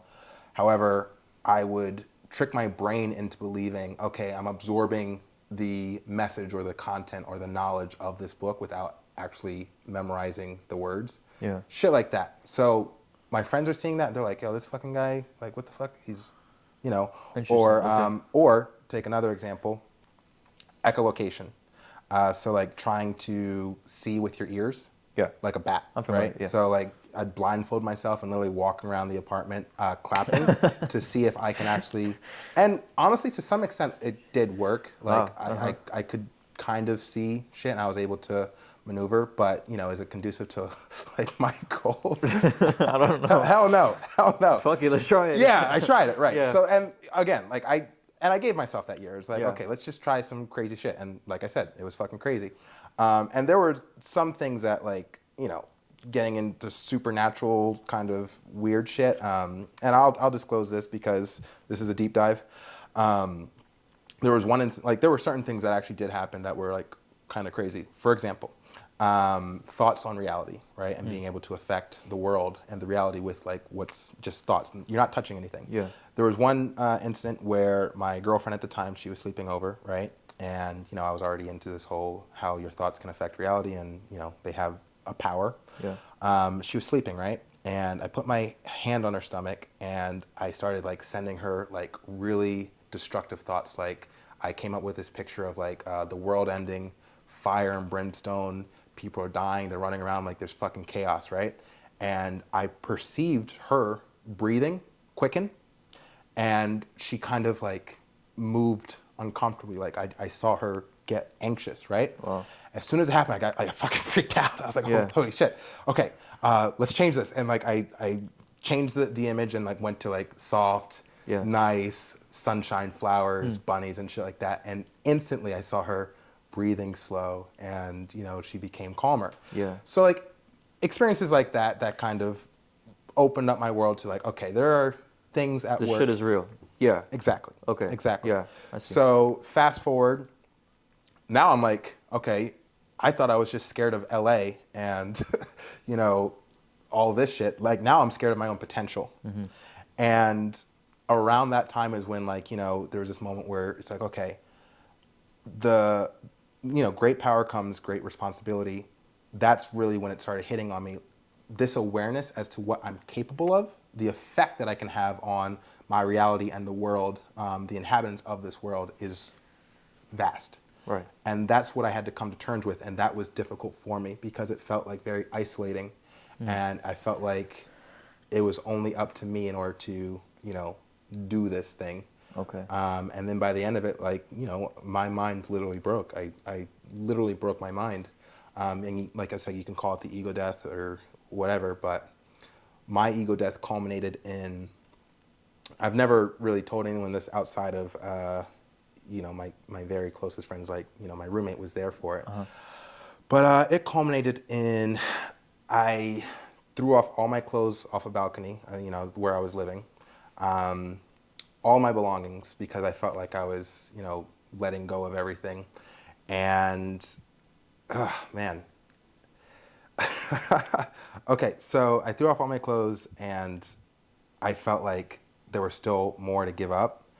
And this is really crazy, okay? I ended up taking off all my clothes, throwing that over the balcony, and I ended up standing there naked, thinking that like this is it. Like I can't get any more raw. I can't get any more naked. Yeah. Literally, And literally, metaphorically, and and literally. And that was the culmination of the ego death, so to speak. And then the next 4 months was like kind of recovering from that experience. Yeah. And honestly, it took me more than, I mean, it took me about 2 years to actually fully recover from the experience. But one thing that I will say is that I'm sure you've heard this if you have any kind of familiarity with the pursuit of enlightenment. When you first see a tree on the journey of enlightenment, a tree just looks like a tree. And then when you start the actual journey of enlightenment, it becomes far more than just a tree. All of a sudden you see the interconnectedness of the universe and the branches, and you consider how what you see in the surface also is mirrored by the roots that go into the ground, and how like everything is sprawling and yada, yada, yada. It's like this becomes this expansive thing that's not just a tree, right? Right. You see the depth. The depth, right? When you finish your journey of enlightenment and you're fully enlightened, the tree is just a tree. So that's really my summation. At the beginning, I had fear. I had fear of what I was capable of, and I had fear of the world. I go through the process of, hey, you don't have to be afraid of the world for sure. You know, there's nothing in the world that you need to be afraid of. And then I had to conquer my own fears of my own potential, and that took longer. Once that, like, I came to terms with that and I was no longer afraid of either, then I was at peace. And I was like, okay, yeah, you became aware of just how much power you have within yourself. You accepted it, and now you can go back to being normal. And don't get me wrong, it took me years. Yeah. To You're summing it up. I see. Okay. That's very interesting. I would say like as much progress as I think I've made, you're putting into perspective for me that even once you get there, it's not like a finish line of a race. No. It's more like a, I don't know, I can't think of another analogy. It's more like the prep is done. And now it's like, okay, let's get back to work. Yeah, and just for clarification, when it was over, and I left the place that I was staying, I went back to living with my mother, and I remember there was just one moment where I'm sitting down, and my mother had made me lunch or whatever, and I just finished eating, and I'm just sitting at the fucking dinner table by myself, and I'm just staring off into space, and the only thought I'm having is, okay, so because I knew it was over, I knew, like, it's definitive. It's definitive. You have reached the finish line of, let's say, the journey of enlightenment. Yeah. Not even that's what I was going for, but like I reached there. So I'm sitting there, I'm like, and I'm 23 at the time. Yeah. Okay, I'm just sitting there, I'm thinking, okay, well, what do you want to do now? Like, you're done. It's over. Yeah. Job's done. You like this thing that everyone's searching for, so far as enlightenment is concerned, you're there. What do you want to do? And I only saw two options. One is like, all right, go to Tibet and meditate with the monks and just become non-existing person who just fucking meditates and breathes and, Yeah, gets really good at breathing. And... yeah, just do nothing, just in the mountains. Or, and this, like, I love it. It's because it's like, didn't you want to be a movie star? It's like that, there's like a little voice in the back. Yeah, I wanted to be a movie star. Full circle, huh? I forgot, though. That's what was so cool about it. I actually forgot. Like, yeah, wait, before all this happened, because like you were never about enlightenment. Like you weren't, you weren't even considering the concept of enlightenment, right? Yeah. You were considering like superpowers, yada. Like no, you wanted to be a movie star. So then like you go through that whole year and it's like, wait a second, wasn't there a thing that you wanted to do before you went on this whole journey? And I was like, yeah. And then a month later, I'm in LA. That's crazy. That's truly incredible. I mean, I'm thinking about that, and I'm really trying to understand, like, how does that happen? Like, how does that really, that thought, like, that finish, like, how does this, I don't know, like, everything you just described sounds like a prequel to, like, your story. Like, it sounds origin story. Yeah, exactly, like, your origin story, like, a flashback of, like, okay, why did Sean start this? And it's like, well, Sean actually started, 15 years ago, like, let's, or, if you've seen those, like, movie introductions where it's, like, there's a crazy chaotic scene and the hero's about to die and it's like, pause. I bet you're wondering how I got here. And then you go back to like 20 years later, or like earlier this day, I feel like that's what exactly happened here. And it's crazy that you're still on the same dream. And it kind of makes me think to myself that there was a purity, like a purity, a true divine calling for you to pursue what you're pursuing now, far before you ever achieved this certain state of consciousness in which you truly believed in yourself. Yes. And so I think to me that kind of makes me feel like, because I was truly asking myself, even when I started thinking like, do I want to chase enlightenment, is like, well, if what I'm understanding now is that everything that I actually want is just it's kind of just an illusion, it's kind of meaningless, as much as I might want, a fast car, like, what's truly important in the grand scheme of things? If I'm zooming out and I'm just a little speck on Earth, and Earth is a speck in the cosmos, like, what is a car? Fundamentally, like what you're saying about the tree, like, what is a tree? But if you're saying that, like, by the end of this, I'm still going to be like, you know what, this is what I want to do. Because that thing, that voice, that spirit that was telling me, no, like, you're meant for big things, and I want you to go chase your dreams. Like, that childlike imagination that we all have is, in a sense, an enlightened thought. Like, we are able to receive enlightened thoughts, true thoughts. Like we are able to understand the language of the soul. Yes. Far before, and that only really happens before we have programming. Yes. Then we have to go through this process of deprogramming, and then you just go back to where you were before the programming. I know. And now it's just like, okay. Yep. I like to call it the through line. So you ever, I don't know if you've ever seen the film Everything Everywhere All at Once? Yeah, love that movie. Great film. Absolutely. So the story, or like, watched it like 3 times actually. Oh, it's great. It's great. I think I've seen it twice. I like to play with the concept of, and again, it goes back to this is the game that I'm playing. Yeah. Okay, so let's say there's a multiverse, right? And like there's a billion different yous and a billion different me's. My goal is, what if the best versions of ourselves existed in this universe, in this reality? Yeah. And what decisions, what behaviors, what is required for us to achieve these best peak versions of ourselves? Yeah. Whereas in every other version of the multiverse, they're lesser versions. Yeah, exactly. Yeah. Like I love in that movie. Actually, I was reading listening to this last night in Conversations with God by Neil Donald Walsh. It's a book series I really love. I just finished book 2. And Neil basically, like, very shortly talks about with God, like, techniques of manifestation. He says one of the quickest ways to manifest something, if you're not a master yet, is to do the act of creation backwards. He said, well, all things start as an idea, and then eventually they are verbalized or drawn, and then they're acted out into deeds, and they affect actual reality. So, like an example, like if you have an idea for a business, it just pops into your mind as an idea, or being a movie star, it just pops in an idea, and then you tell people, I'm going to be a movie star, or you tell yourself, I'm going to be a movie star. And then you start acting, and then the deed actually happens. Acting metaphorically and literally acting as a movie star. And then now, well, you've created the reality in which you were seeking to experience. But if you're like so far away, it's kind of hard to bridge that gap between dream and reality. He said to do it backwards. He says, first, if you can't actually conceptualize that this is what you are, just act as if. Simply act as if. Then once you've acted as if and you've adopted the behaviors, then you can kind of reprogram your mind into occupying this frequency, this resonance of the reality in which this is true, like you're saying.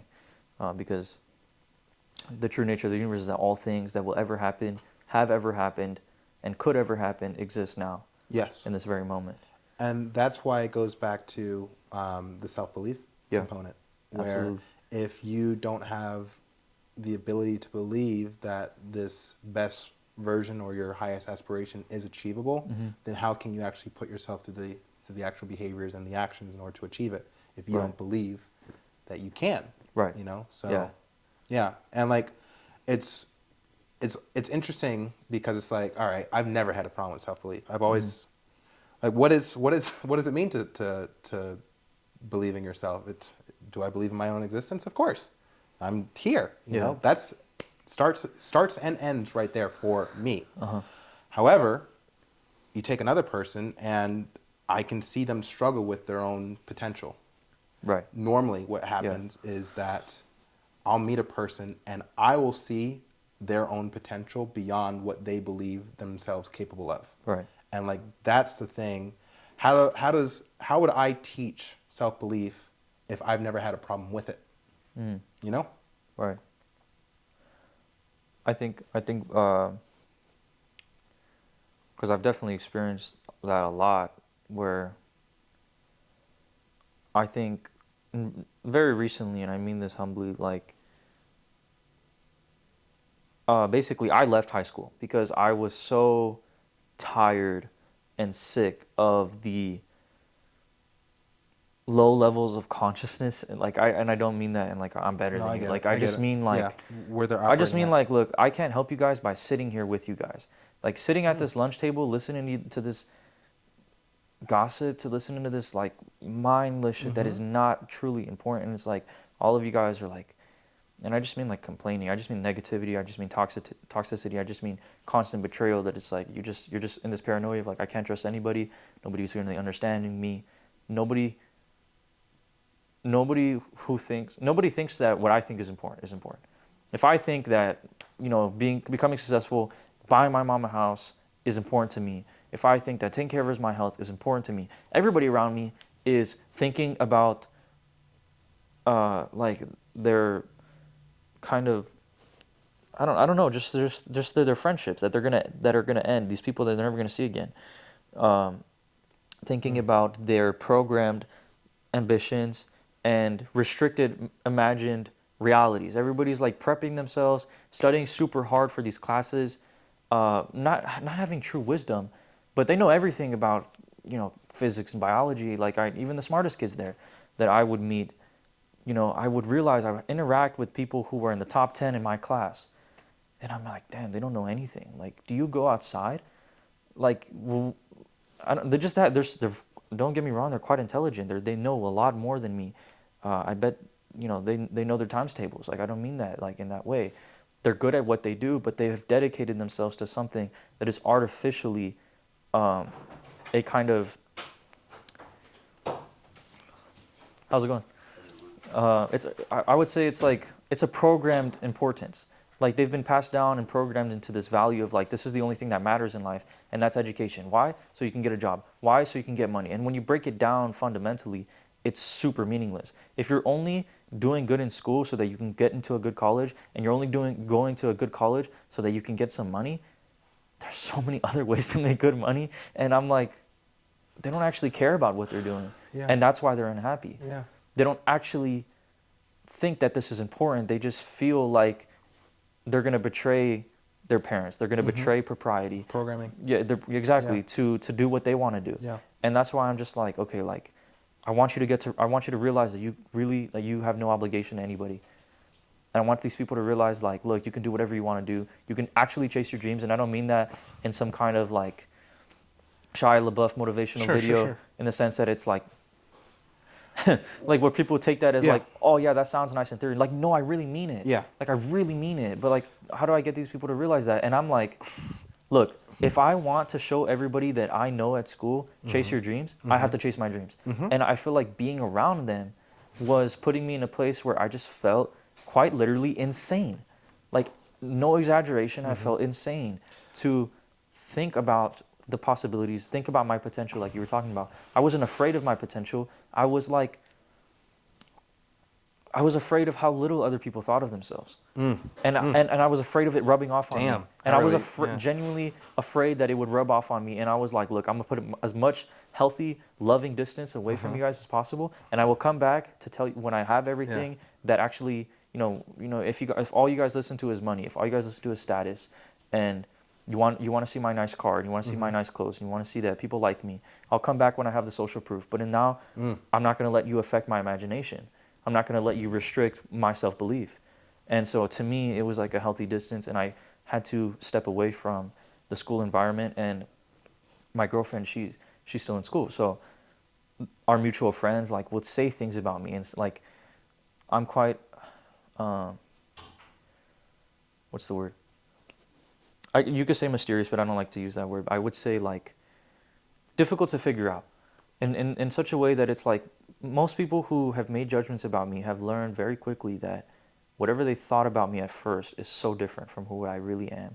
And even if they were right on the spot, it won't be who I am in a week. And I think it's quite interesting, and I like that. It's not like an ego boost thing. It's more like I want to show people, look, you can be whoever you want to be. I don't care. Forget about who I was a week ago, and I'd say the same about yourself. Forget who you were a week ago and start anew. Every moment is new. And this moment is present. So do something about it. You know what I mean? And so I want to show people that they truly can do whatever they imagine. And when I heard you say that, I'm like, man, I want to see Sean do whatever he thinks he can do. Like if he thinks that he can do superpowers, well then I know he can. And if he can do it, I can do it. And I feel like we all have that assessment of like, if they can do it, I can do it. And I want to be the embodiment of that. I want to be the example of like, hey, I'm gonna go do it. I'll be back when I have the proof. Yeah. Right now I don't have the proof, but that's okay. Like I don't care, like because I'm not attached to the outcome. And as Deepak Chopra says, when you're not attached to the outcome is guaranteed. And I love that quote. One thing that you had said earlier. You're the only other person who has said this besides myself, which I think is really cool. Your desire to have peak experiences, peak human experiences. Yeah. The question that comes to mind is, are you aware that through this pursuit, not only does it open you up to the highest of highs so far as peak experiences, but it also opens you up to the lowest of lows? Oh yeah. You're aware of that? Absolutely. Okay.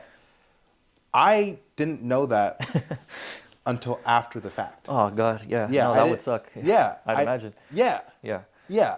I always thought it's like, okay, to live up to your highest potential and to pursue the best version of yourself, peak experiences, yada, yada, yada, just fucking sunshine and gravy, right? Yeah. But the realization of, okay, in this pursuit of this best version, in this pursuit of these peak human experiences, you're also susceptible to negative experiences. Yeah. Just through that pursuit. It's just like Absolutely. a byproduct. Yeah. The thing that occurs to me, and this is like a recent thought within like the past couple of weeks, is that truth might be an unconscious understanding in many people. Hence why I don't meet a lot of people who are seeking peak experiences. Instead, what I see is people seeing the status quo and going, oh, this looks nice, this looks complacent, this looks content, and them pursuing that because there's no fear associated with seeing what everyone else is doing. And I think people are just, they don't want to experience bad things in their life. Yeah, a lot of people want comfort. Yeah, comfort. Yeah. And to actually actively say, I want peak experiences, Yeah. is to say, I am The high down. and the low. Yeah. Yeah. I'm down to be homeless. I'm down to, be heartbroken, gut wrenched. Yeah. I'm down for all of those things. And how many people are actually actively saying like, oh, I'm down for, I'm down to be broken. Yeah. Yeah. Yeah, like I think when most people will tell you, I would love to have a mansion, but it's like if you're saying that, then you have to be somewhat willing to have nothing. Literally, like you're saying, being homeless. And I think for me, I don't know where I adopted that understanding, that acceptance of that. I think it was more of a thing for me that it's like when I was really diving deep into the rabbit hole of like, what is the true nature of reality? Like, what are we actually living in? Like, are we just in God's mind? Are we in a computer simulation? What is this? Like, what is everything I'm touching? Well, the only like kind of concrete solutions or answers that I could come down to is that we live in a world of relativity. We live in a world where, Einstein said this, so it's like, we know it's true now for those people out there who are skeptical, but we know that we live in a world of relativity. But our conception of God, and in the sense that like when people think of God, I always say that like people think of like a Santa Claus type of character, a person or a figure, an entity that knows knows what you're doing when you're sleeping. He knows if you're awake, blah blah blah. He knows if you do good or bad, and then we imagine some kind of opposing entity, opposing force, opposing negative energy that contrasts the saint of God's character, of God's love, and we imagine some kind of cosmic battle between Satan or Krampus and Santa Claus, like going on in the North and South Pole. Like that's what we imagine. We imagine some guy with a long beard and a white robe sitting on a throne upstairs in heaven.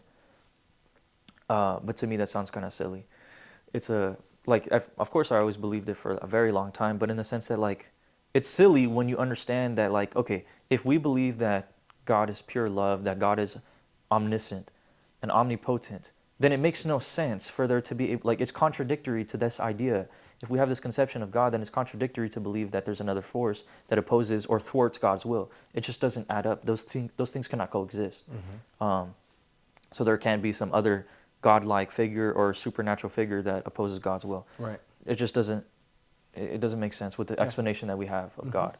And so what it tells us is that God lives in the realm or a dimension of absoluteness where there's nothing except for like energy. It's just nothing except for energy in God and all of consciousness. And we live in the world of relativity where we are able to forget what we really are. We're able to forget, but also remember the true nature of reality and experience things. And the way I always look at it is like, okay, if I was God and I wanted to experience myself as loving, then I would need to create something to love. Otherwise, like, you can't say I'm a dog lover if you've never had a dog, or if there's no dogs.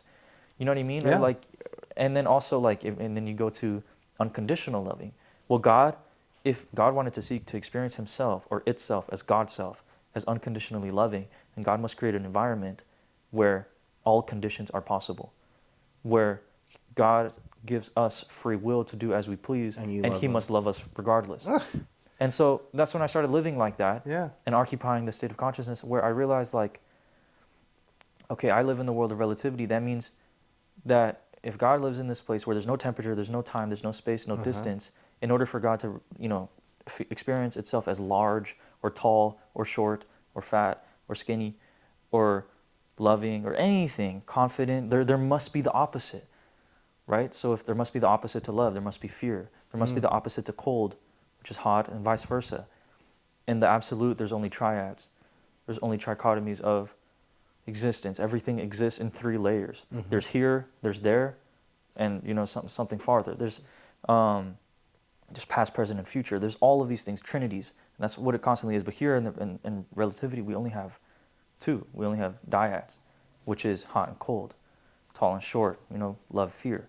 We only have these things where we get to experience something in the middle or the extremities. So when I say, like, absolutely, I do accept that we live in the world of relativity, but that I guess the way that, because it is a hard pill to swallow of, like, okay, if I'm saying that I'm going to manifest and experience all of these things in this reality where I experience peak human experience, that means where, like, I want abundance and I want to experience myself as generous and I want to be a great entrepreneur and a great fighter and also have a great physique and be very conscious and spiritual and happy and loved and a good husband, a good father, all of these things. If those are all the things I'm seeking to experience, I need to understand. And the only way I can truly experience those things, truthfully, the only way you can experience happiness is if you know sadness. They don't exist. If only one exists, they don't exist. There's no light without dark and vice versa. There's no darkness without light.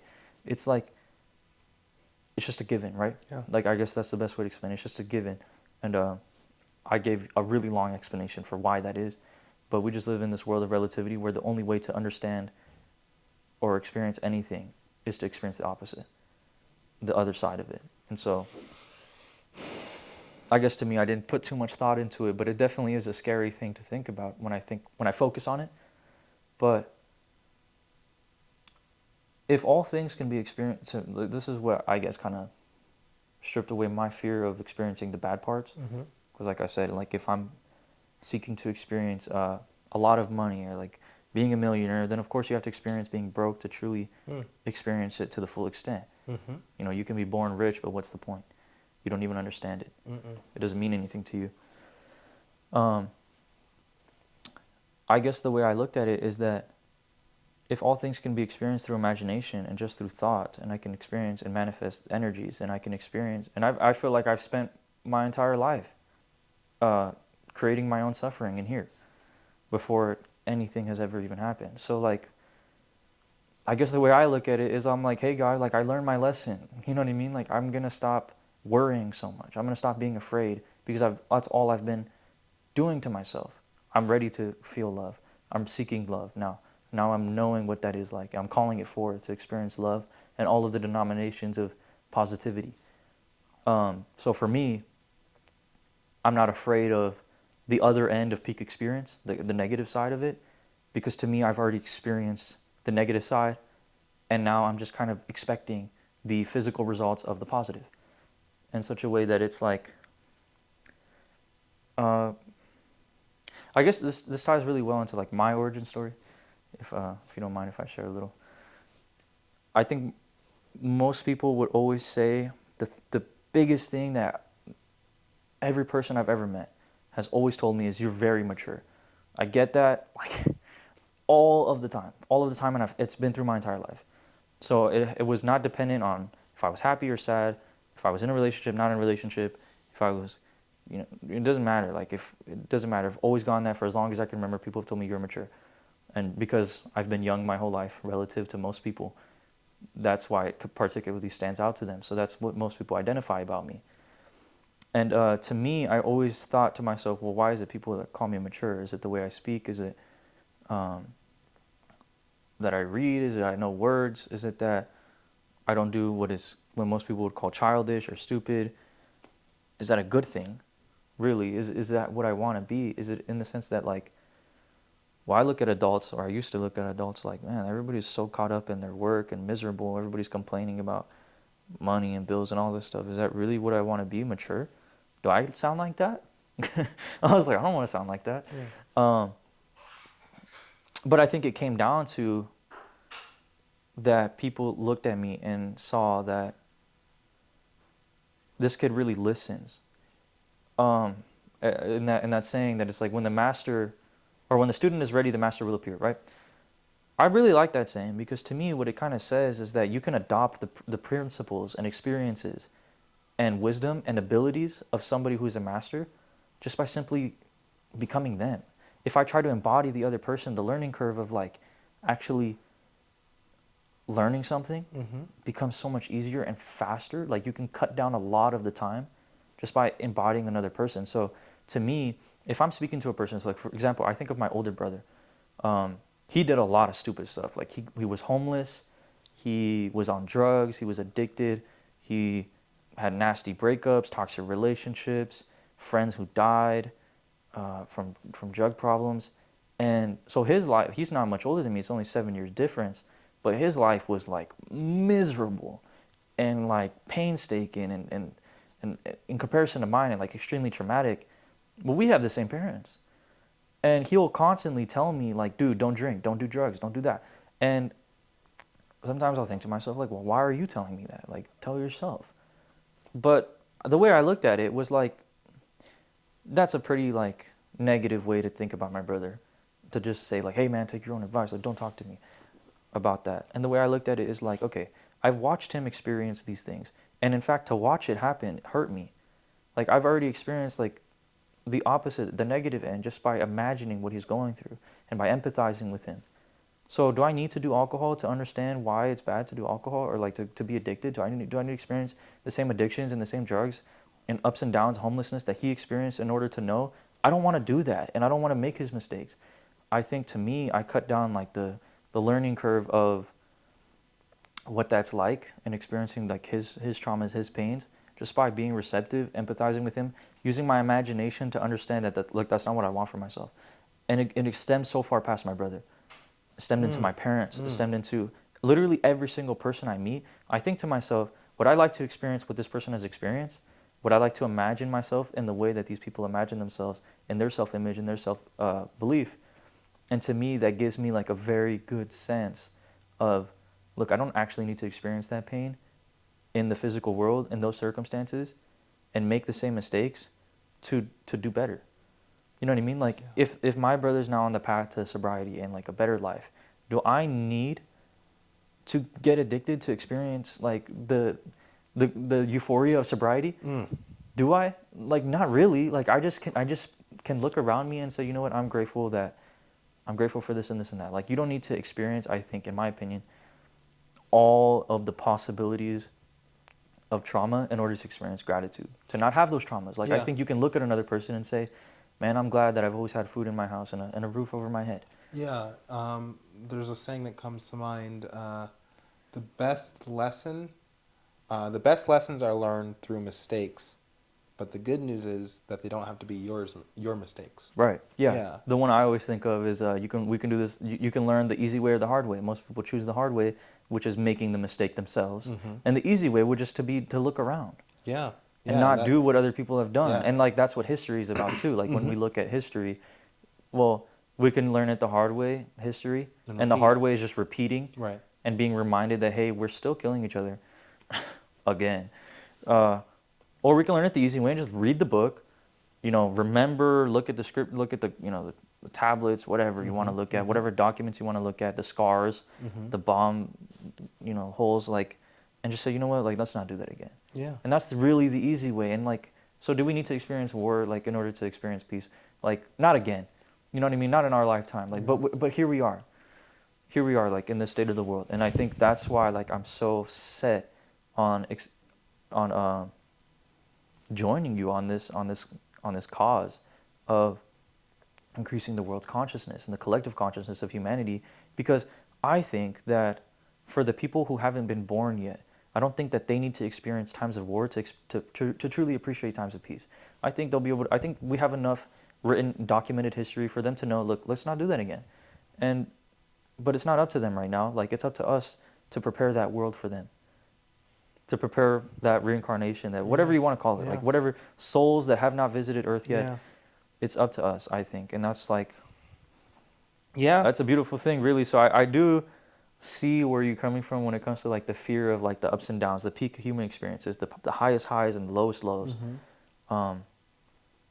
But I think that all emotions, all feelings, all experiences are in consciousness, and they're in our mind. Yeah. You know what I mean? So. Yeah. And, just to offer some clarification, at first when it dawned on me that to pursue peak experiences, you open yourself up to the vastness of what experiences are available in your life. Yeah, definitely. Yeah, that was scary, of course. But now that I'm, it's been some time since I had that realization. Yeah.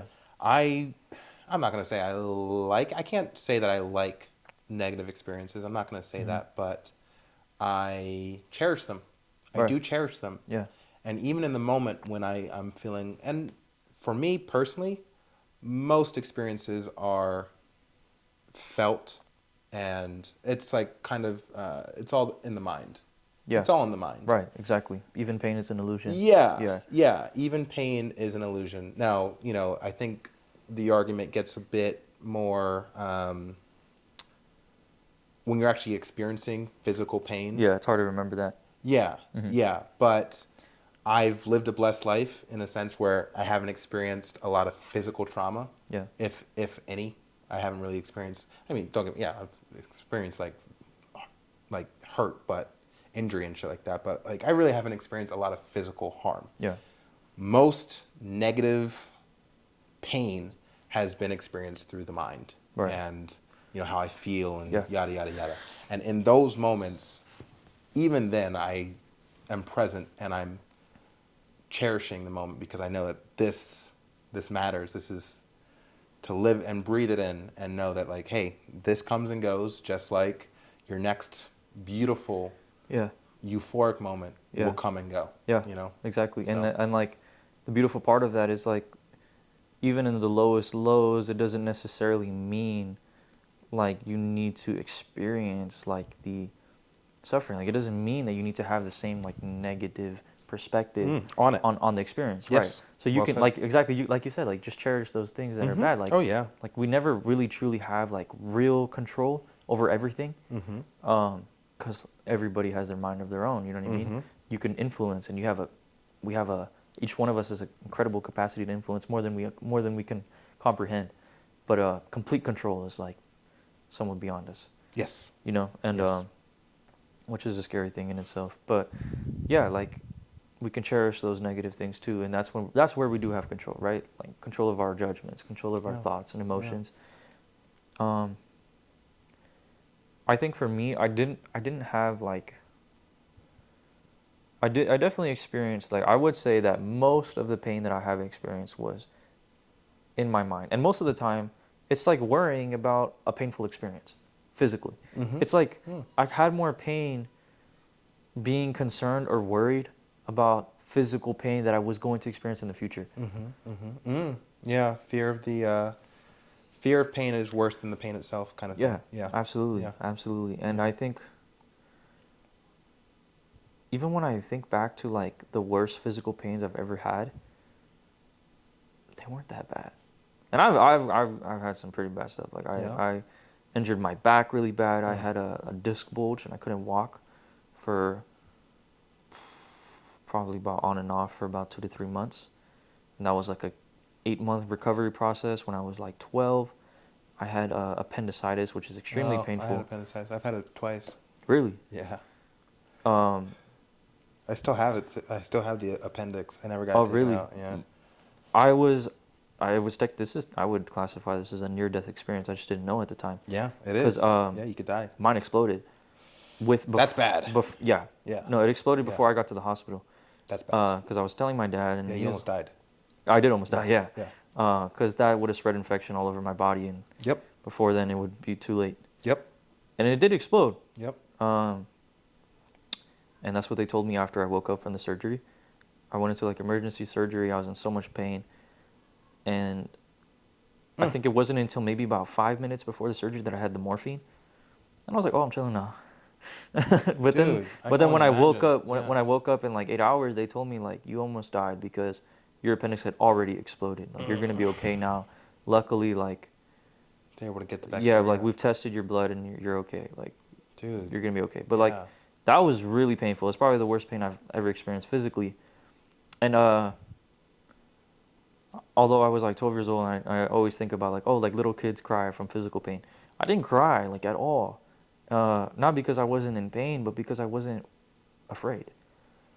If they would have told me like, look, there's a chance you could die, oh yeah. But I didn't know that until after, because I was 11, like I was 12 years old, like I didn't know anything about I didn't know anything about this medical condition. I didn't even know what I had. It wasn't until about maybe 10 to 15 minutes before the surgery that they told me appendicitis. And I was like, append a what? Appendix? What is that? Like, where is that? I didn't know anything. So there was no preconceptions for me to experience this pain.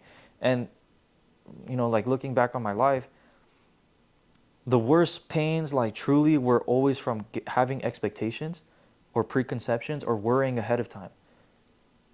And none of those, all of those, like trump any physical pain that I've ever experienced.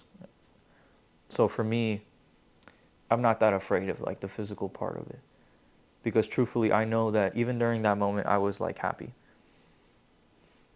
Nice. Shit, man. Yeah, deep stuff, man. Yeah. Yeah. Dude, we're gonna have to do a part 2. Oh yeah, definitely. I'd love to. Yeah, you're gonna have to come back. No, I'd love to. I'd love to. Yeah. Are you all out of time for today? Yeah, Okay. no. This, let's call this I'm thinking of a pre, or at the beginning. Let's just call it the beginning. The beginning. Yeah. Yeah. But, shit. Oh man, I love the stuff that we touched upon. And Yeah, we're done. We're done. Yeah, we're wrapping. There it is. All right, guys. This is beautiful. If you watched to the end, good Thank for you guys. I appreciate it, and it was a pleasure, Sean. Thank you for having me. It's more for us anyway, just so you know. Yeah, that's cool, man. Good stuff. Like I said, you know, I just seek to experience things just for the experience of it. Like, Hell yeah. no need